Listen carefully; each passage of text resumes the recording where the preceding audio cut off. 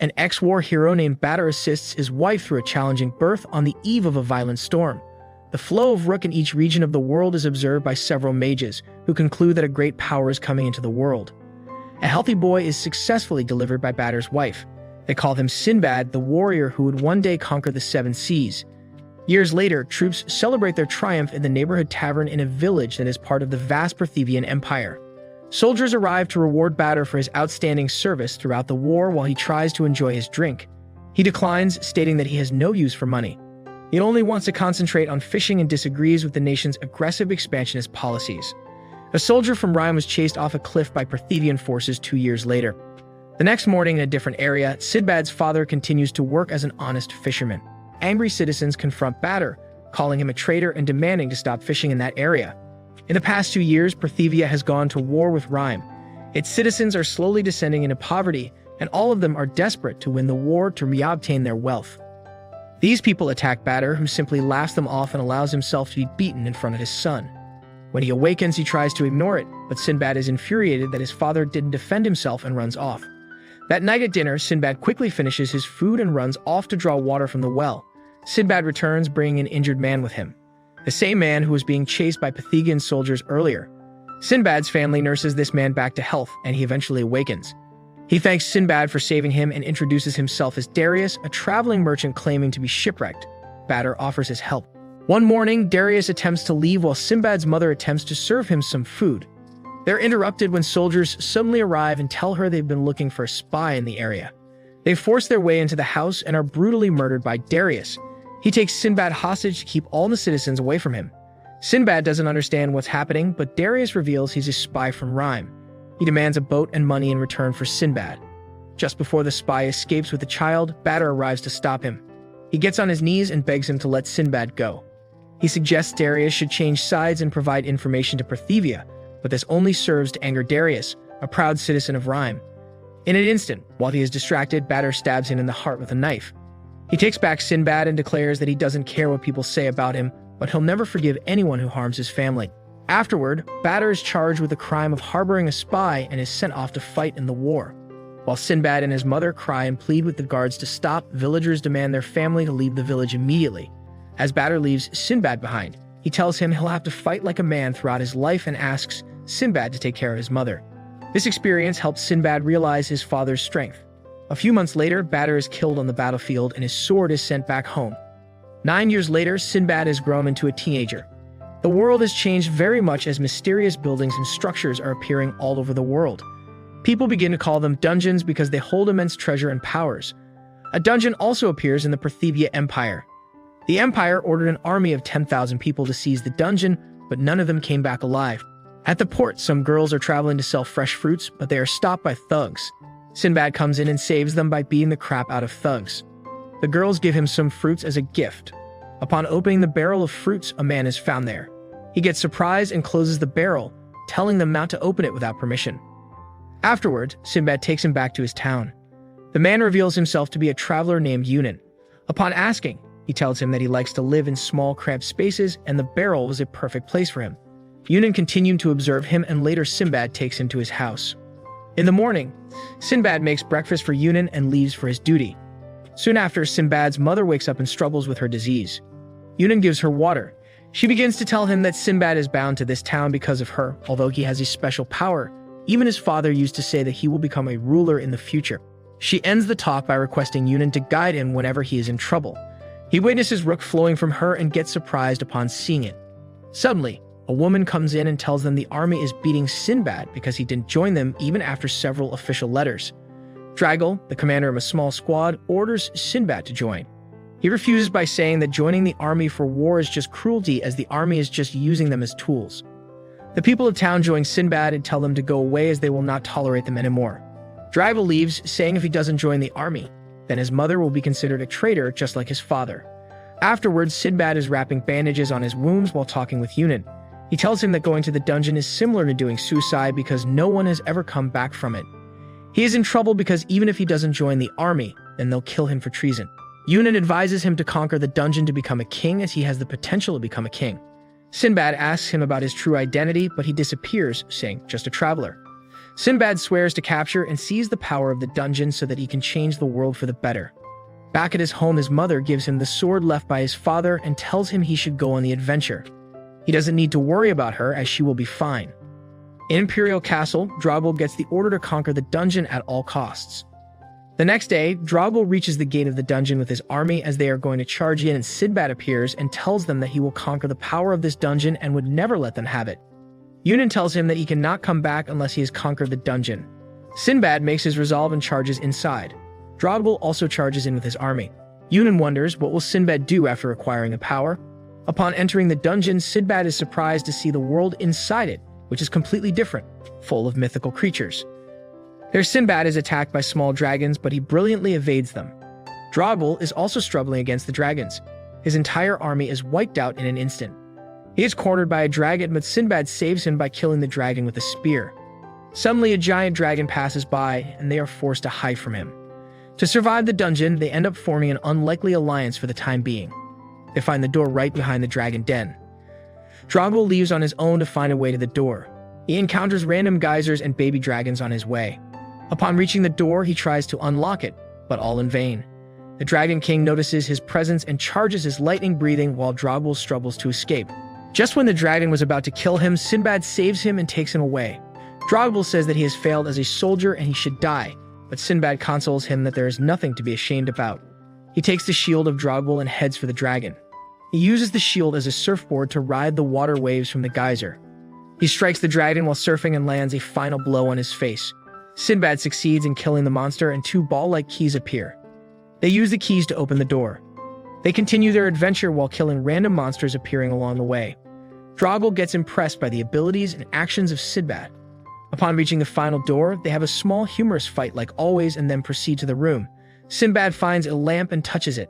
Suddenly, a big djinn emerges from the lamp. He asks who will become the king.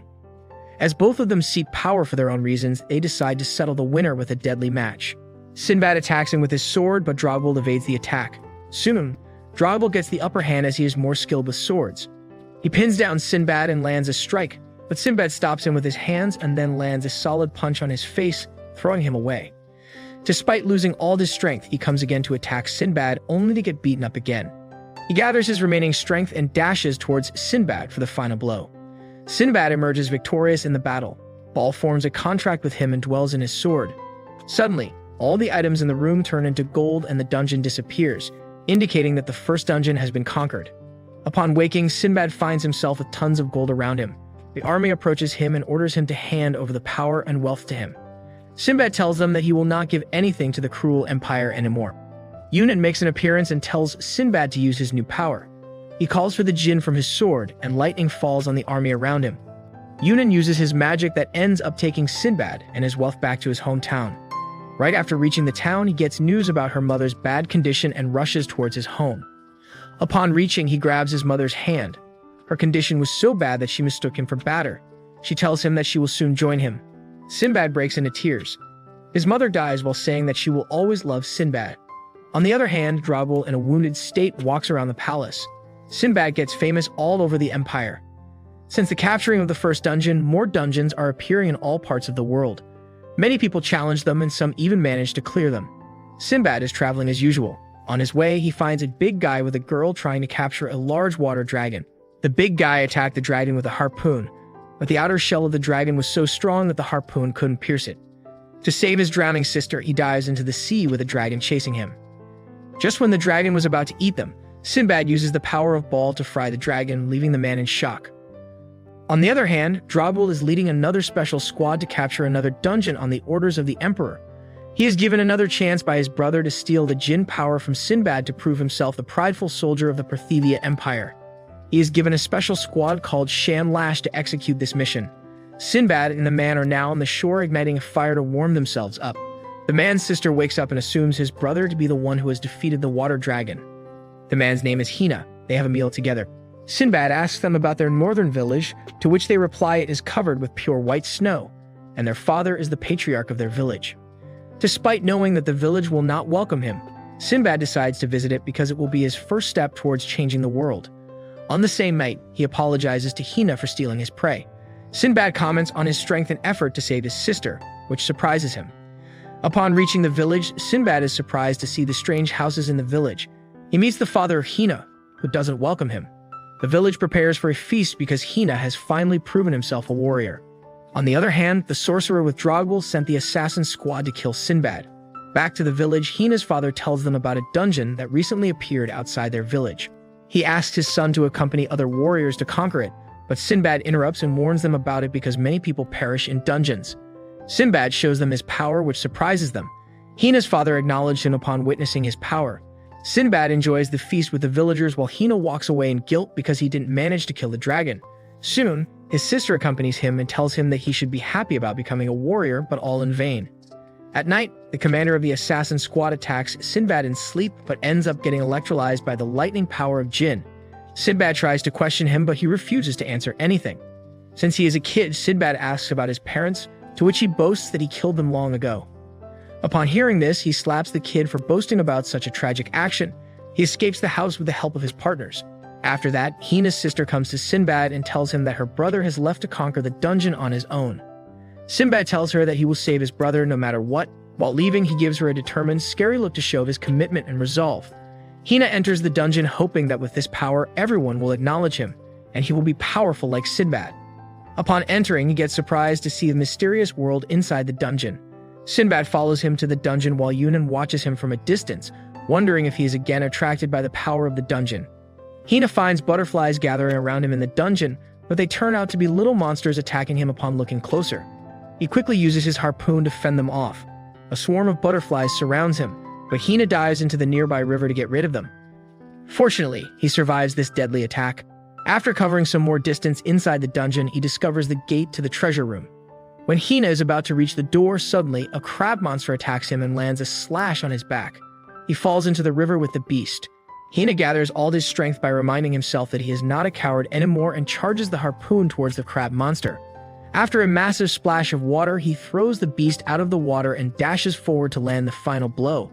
But the assassins kill the monster before him, much to his dismay.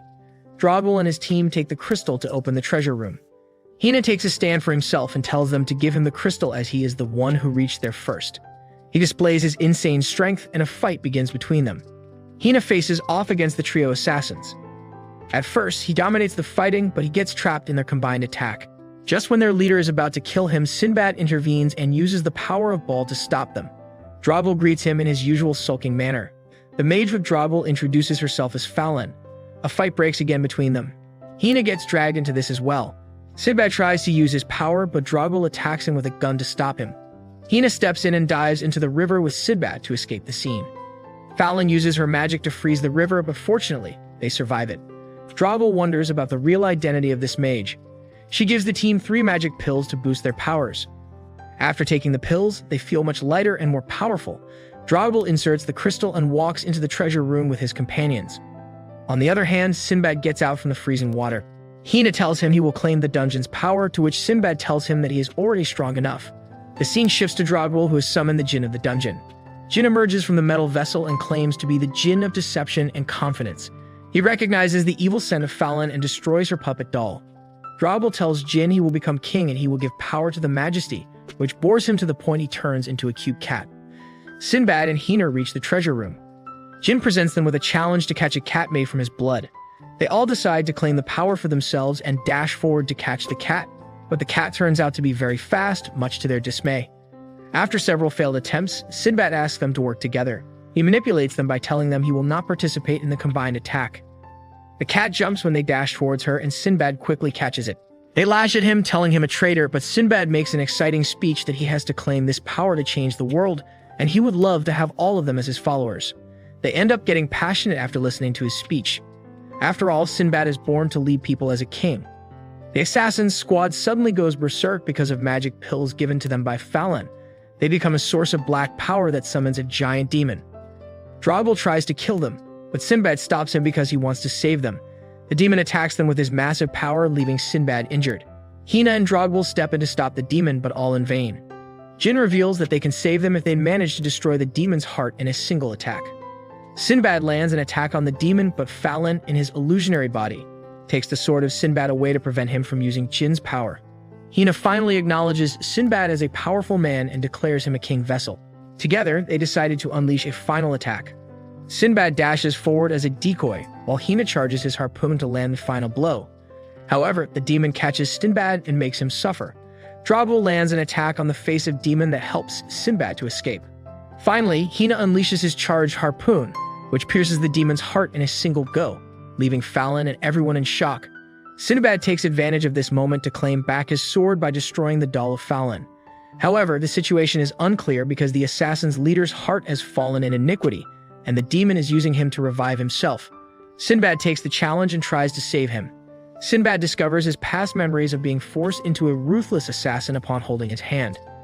Sinbad finds him crying in his memories because the organization forced him to kill his parents. Sinbad saves him by convincing him that he will not let anyone use him in the future. He uses the power of Baal to destroy the reviving demon. The assassin leader comes back from depravity with the help of Sinbad that surprises everyone, even Jinn. They all bow before Sinbad and tell him to claim power because he is the true king. After forming a pact with Jinn, the dungeon disappears and they all find themselves back in the village. Drabble leaves by saying he has to save someone in the Empire. While leaving, Drabble receives a portion of Jinn's power because he has acknowledged Sinbad as his king. Hina decided to follow Sinbad on his journey as his follower. They meet the village founder, who turns out to be a giant furious man. Finally, Hina gets permission from the chief, and his daughter becomes his wife. Sinbad forms a diplomatic relationship with Hina's village that marks the beginning of his future trade company. Sinbad and his companions embark on a new journey to establish trade with other countries. Roromu, Hinahoho's wife, gives strict lessons to Sinbad and Jafar as education is necessary to become renowned merchants. Eventually, they reach the Rime Empire, which is famous for its military might and economy. Sinbad and his companions try to sell goods there, but the army stops them as they haven't got the license for selling goods in the Rhine Empire. A mysterious man approaches them and convinces them to sell their goods to him, and they end up doing so, but later they find that the man is a merchant with a license who is now selling their goods for 10 times more. However, Sinbad didn't lose heart. Instead, he ordered his companions to bring more goods from Magi while settling things with the trade union. Sinbad again comes across the earlier merchant and invites him for dinner, where he learns that the man's name is Harun, and he is a merchant from Balbad. Sinbad asks him to share knowledge of business with him as he wants to change the world, and for that purpose, he must possess wealth and influence. Upon discovering that Sinbad is a dungeon capturer, Harun decides to help him, but he must collect 1,000 gold coins in a month to earn his trust and recommendation. 1 month later, Harun again visits the port and finds people eagerly waiting to listen to an adventure story, and surprisingly, the narrator is none other than Sinbad, who managed to move the hearts of people with his fascinating adventure stories. By using the Jinn powers, Sinbad earned the trust of the people. Harun is surprised to see this development and comments on Sinbad for this idea. Although Sinbad earns good money from this, he still doesn't have 1,000 gold coins. Impressed by Sinbad's determination, Harun gives him 1,000 gold coins and reveals himself as the 22nd king of Balbad, Rashid Salija. Sinbad delivers an exceptional adventure story to the audience, overwhelming them with passion and excitement. Upon seeing this, King Rashid decides to help him as he believes that Sinbad will change the entire course of this world. On the other hand, Roromu continues teaching Jafar, who is sick of learning and doing assignments. Realizing Jafar is losing heart, she reminds him that he once swore to serve his master, and he already decided to go through every difficulty just to support his leader. Jafar gets a bit motivated, but soon Roromu tells him she is conceiving a child soon and he must help her with it, much to his dismay. Sinbad receives his registration letter from the union and thanks Rashid for his help. Sinbad is eager to start his own business, but Rashid tells him he is an amateur in business as he needs to set up a shop and other things to start a business. Therefore, he should continue performing adventure stories to raise funds for a business. He even suggests Sinbad perform in a theater that will help him in gaining popularity and money. Sinbad decides to go along with this plan and begin preparations for the big event. Jafar managed to complete his assignment, but he gets tasked with looking after Hinahoho's newborn son, Kikiriku, who is much bigger than ordinary babies. On the other hand, Sinbad finally performs in the theater. He first summons Snow using Jinn's power and surprises the audience and even King Rashid. Sinbad's play became so famous that people from faraway areas began visiting the theater just to watch his play. Hinahoho and others reach the port with the Magi goods and are surprised to see Sinbad performing in a coliseum as the theater was not large enough to fit all the people. Suddenly, Kikiriku went missing due to a huge crowd and Jafar rushed, only to find him captured by the caged beast of the coliseum. He tries to defeat the monster with his usual techniques, but all in vain. Just when Kikiriku is about to get devoured, Jafar activates his household vessel power and manages to save him. Later, Sinbad surprises everyone with a new shop for their Sindria trading company as they decide to expand their business to fulfill their goal of making a new country. Sinbad, along with Jafar and Hinahovo, embarked on a journey to make trade relations with the Sassan Kingdom. In contrast, Ruramu and others stayed behind to look after the Sindria trading company. Upon reaching the Sassan Kingdom, Sinbad finds that this country rejects outsiders and doesn't wish to establish any kind of relationship with them as they consider themselves pure and superior. After several tries, the trade officer asked them to visit the Sassan Knight as they are the only ones that can help them in this regard. They witness Darius Leix's, the Night King with supreme command. Sinbad tries to speak with him as he is the only one whose approval can help him, but all in vain. He even tried to join the ranks of knights, but he was given nothing but a cold shoulder. At an inn, they meet a young man named Mistras, who turns out to be the son of Darius. Upon his request, Sinbad told him his adventure stories and even showed him the power of jinn that captivated him. Mistras expresses his desire to explore the outside world, but his father wants him to join the ranks of knights who are bound to live their entire life in Sassan. Mistras tried to reason with his father, but he beat him instead. He decided to challenge his father for a duel, as it is the only way to resign from being a Sassan knight. On their way to witness the duel, Sinbad again meets Yunan, who teases Sinbad by saying that he is quite grown up. Sinbad introduces him to his friends and asks why he is here, to which he replies that he is constantly wandering here and there. He also advises Sinbad to be cautious as Darius is also a dungeon capturer. At the duel, Mistras tries to land some solid attacks on his father, but a protective shield prevents him from doing so. When he is about to be killed by his father, Sinbad steps in to save him. Sinbad summons the lightning of Baal, shocking everyone around, and challenges Darius for a duel, which he ends up accepting as his country's affairs are on the line. At first, Sinbad attacks him with the usual techniques, which he easily evades, thinking his opponent is just a kid. Sinbad uses lighting while Darius uses the protective shield to defend himself. Realizing the situation, Sinbad decides to reveal his trump card and merges his body with the jinn while calling this form a full-body jinn equip. Even Darius is shocked to find that a dungeon capturer can attain such a type of transformation by using metal vessels. Sinbad carries Darius outside and demonstrates his deadly power that blows several mountains in an instant, terrifying Darius in the process. Sinbad tells him with his power he can destroy the Sassan Kingdom in seconds, but he doesn't want to make war. Instead, he wants to make a peaceful relationship with his country.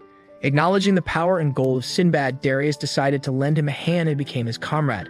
The people of Sassan begin to treat Sinbad as a fellow because he also possesses godly powers. On the other hand, Mistras tells his father that he is going with Sinbad as he has acknowledged him as his leader. Moreover, he wants to explore the outside world. Upon hearing this, Darius allows him to go on his own path.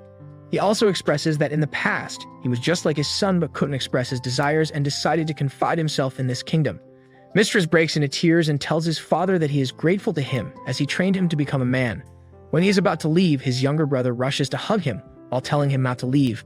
Mistras apologizes to his little brother and promises to take him on an adventure someday. Darius entrusts Mistras and the fate of the Sassan Kingdom in the hands of Sinbad as he sees a god in him.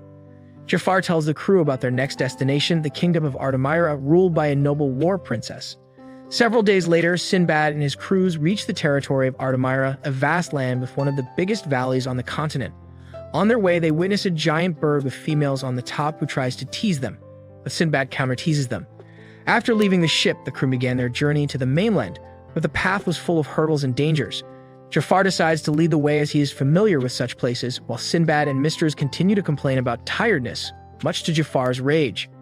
Even Hinahobo is in a dire situation as he is not used to tropical areas with air and humidity. After days of harsh travel, they finally reached the mainland of Artemyra and decided to meet with the queen immediately. However, the queen named Mira Dianus Artemina turned out to be a fierce woman who chastised them from the beginning and refused to discuss diplomacy with men as she considered men inferior. Sinbad tries to seduce her by using his manly charms, but unfortunately, she sees through it and punishes them by taking their belongings and throwing them in the Valley of the Dead.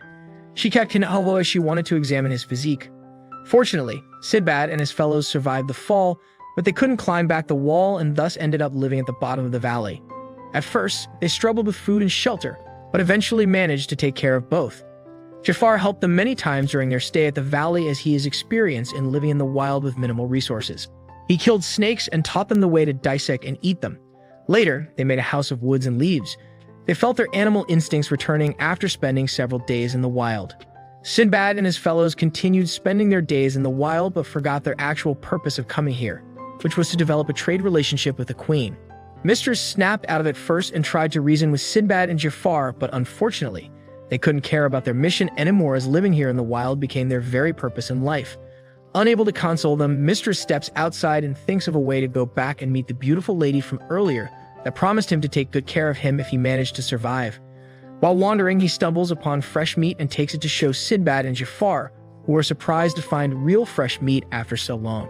Mistress thought Sinbad would try to find a way out after finding this meat, but he was just after the meat, much to Mistress's dismay. After several days, they find more meat with gemstones on it. When they were about to take meat, giant birds came and took it from them. Upon seeing this, Sinbad devises a way, and they all hide in the meat while the bird takes them outside the valley. Sinbad went after the queen to retrieve his metal vessels while Jafar and Mistress retrieved their other items. Sinbad invaded the sleeping room of the queen and humiliated her. The queen ends up activating her jinn-equipped form while Sinbad takes the form of Baal to fight her. However, Jinn had control of 3 elements that canceled out the attacks of Sinbad. He decided to use the second metal vessel and took on the form of Jinn Veilfer. The queen uses the fire element to attack him, which he barely manages to avoid. On the other hand, Mistress keeps worrying about Sinbad, but Jafar tells him to trust his master. After several clashes, Sinbad begins to avoid the queen's attack pretty easily, much to her shock. She ended up resorting to extreme magic, but Sinbad refrained from doing so. He lands the final attack that freezes her. Jafar explains that Veilfer's real ability is to slow the movements of targets, and that's how Sinbad managed to win. Later, Sinbad and his comrades again get an audience with the queen, who is having a body massage as she got some scars from her battle with Sinbad. She announces a trade relationship with Sindria Trading Company because she doesn't want Sinbad as her enemy. She also tells him about the legendary sorcerer of the Rhyme Empire, who has lived for more than 200 years. Moreover, the sorcerer is an unusual being that controls the flow of the world and guides capable king candidates toward dungeons. After forming an equal alliance with the queen, the crew decided to travel back, but Mistress is reluctant to return without having a good time with the ladies. Sinbad and Mistress visit the red light district to enjoy themselves, but unfortunately, they are given men instead of women, much to their dismay. They meet up with Hinahovo, who is covered with kiss marks from the females who find themselves addicted to this muscular body, but Hinahovo is sick of this all experience. The crew meets the diplomat from Artemira, who offers them a ride of birds back to their ships. The queen comes to see them off and introduces them to her daughters, much to their surprise. Her youngest daughter takes an interest in Sinbad and gives him a feather as a farewell present. Upon reaching the Sindria Company, they are all warmly welcomed by their comrades. Later, Sinbad reflects back on his entire journey from a poor, powerless kid to a successful merchant and leader. He decides to prepare for the upcoming revolution that will change the entire world once for all. The end. If you liked the video, give it a huge thumbs up and subscribe to the channel for more anime recaps. Farewell till the next video.